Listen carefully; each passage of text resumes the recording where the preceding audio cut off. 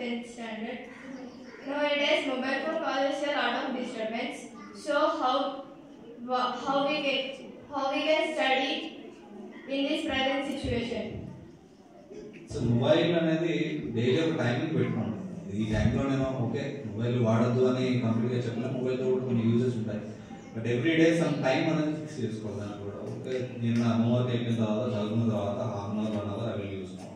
ఇంతకుముందు మేము చిన్నప్పుడు హోంవర్క్ అంతా హోంవర్క్ చేసి చదువుకున్న తర్వాత గంట టీవీ చూడడం అనేది ఆ గంట టీవీ అనేది మొబైల్ అంటే అది కూడా మనం యూజ్ చేసుకోవడానికి ఉంటుంది. ఏదైనా టెక్నాలజీ వచ్చినప్పుడు అది 2 రకాలుగా ఉంటుంది. పాజిటివ్గా వాడుకోవచ్చు, నెగిటివ్గా వాడుకోవచ్చు.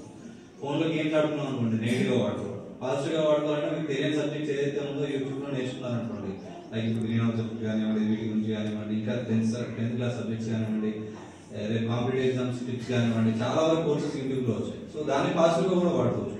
మీరు చిప్స్ ప్రిపేర్ అయ్యేటప్పుడు